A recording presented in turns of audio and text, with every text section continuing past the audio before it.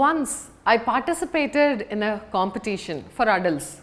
It was a public speaking competition for working professionals, people above 18 years age group. I was the last speaker. If I am right, I was the 14th speaker in that particular event.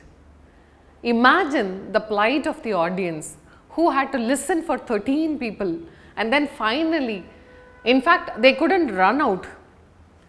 The rules prohibited them to remain inside till the end of the competition. I think for most of us, it is the case, isn't it? We cannot just escape because of the social rules. Otherwise, we would definitely run away.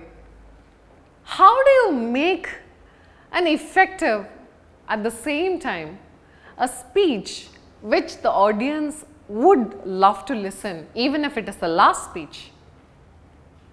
We are going to discuss one more important element in this lesson 4, that is voice modulation. So, what I did, that's what I am going to do so that you will understand how does it work. I started my speech. One evening, I was watching television channel. I was so bored that I was fiddling with the remote, switching between channels.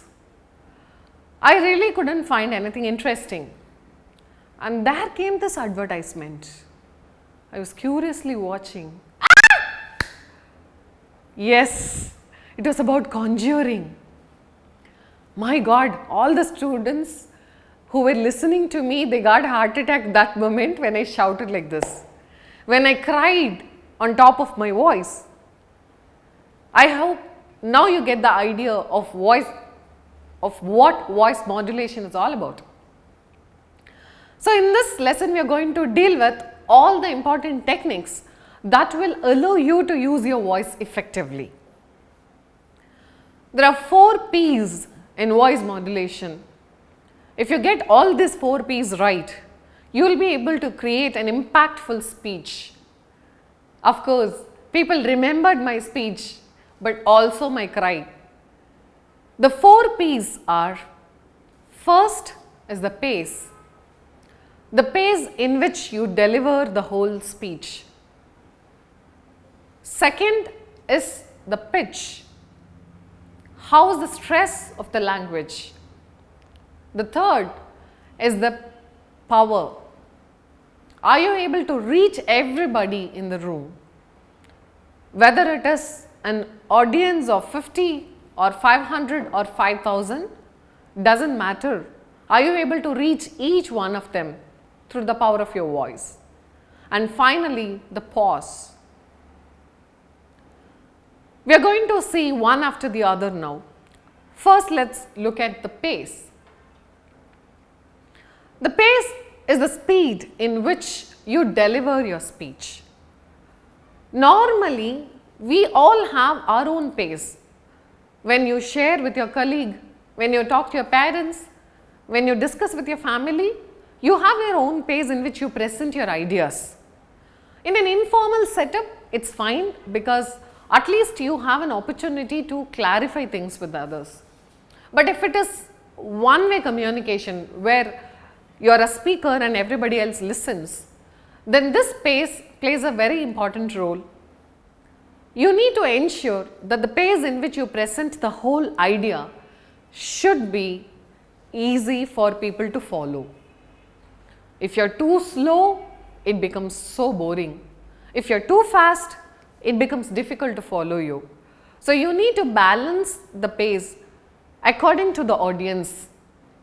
There are few ways in which you can understand if your pace is right or not. The way in which people react, their expressions, the way they nod their head.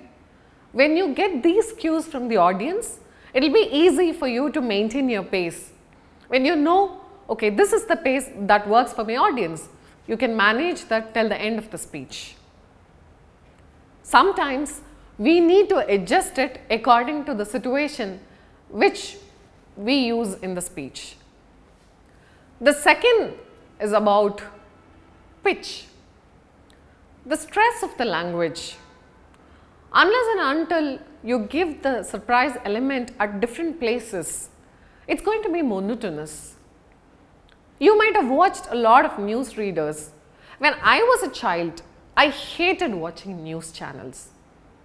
It was not that they didn't give any interesting information, but it was told in a way that I wouldn't really listen for more than say 5 minutes. They had to be like that. They couldn't show any emotions, because imagine a newsreader telling 5 people died in a car accident. Would you really like this?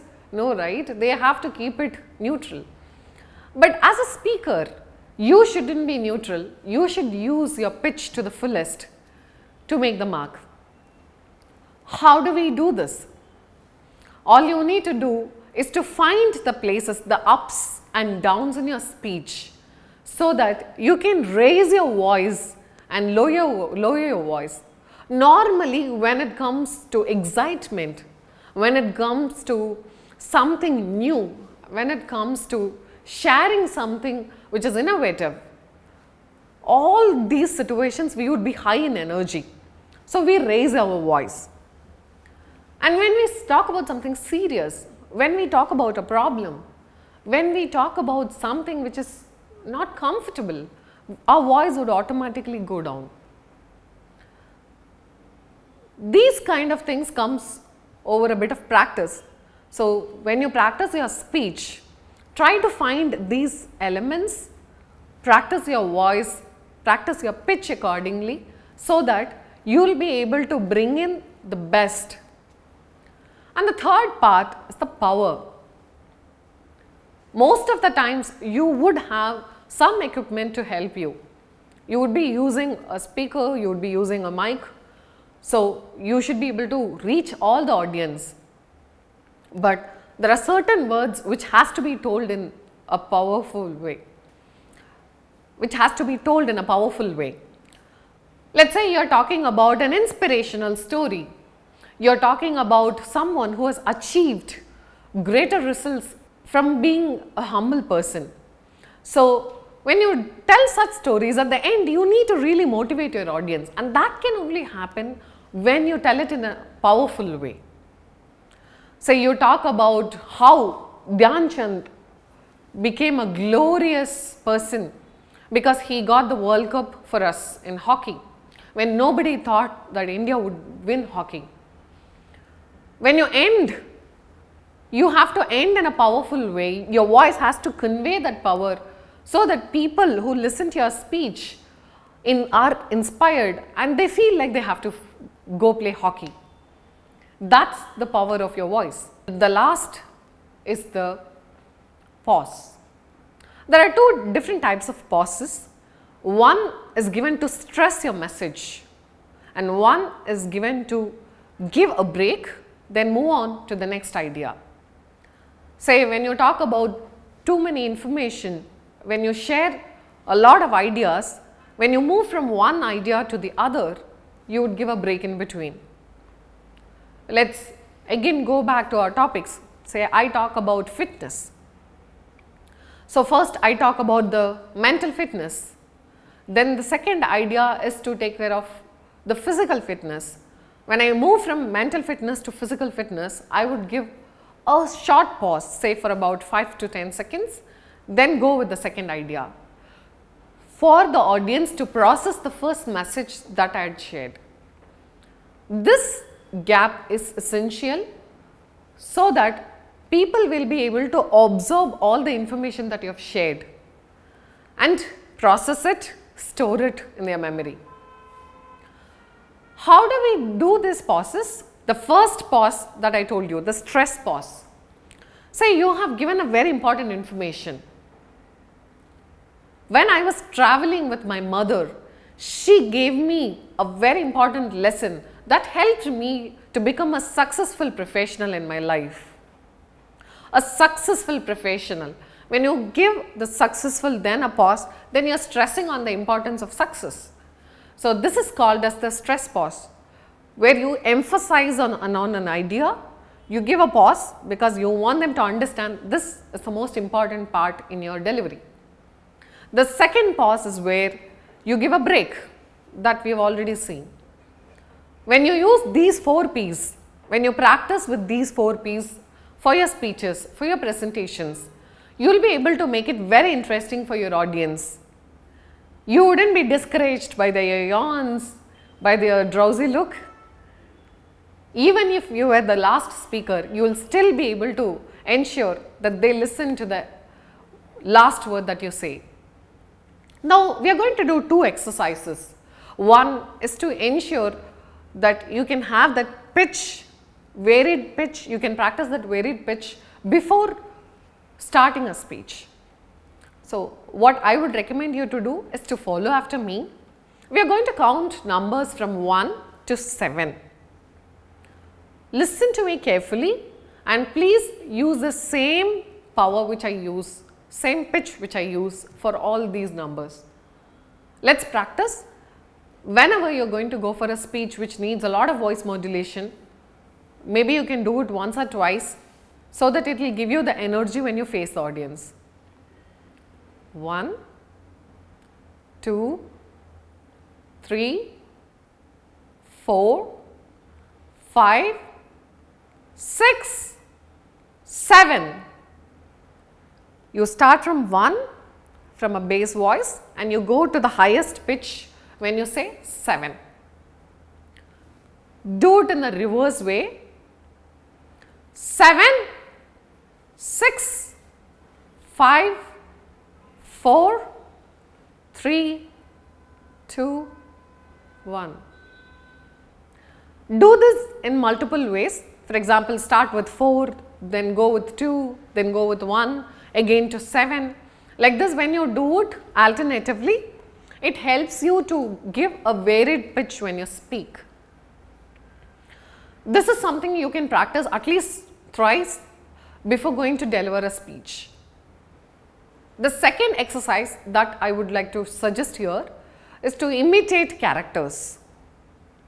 Say if I am going to tell a story, I am going to share a story about a giant slayer.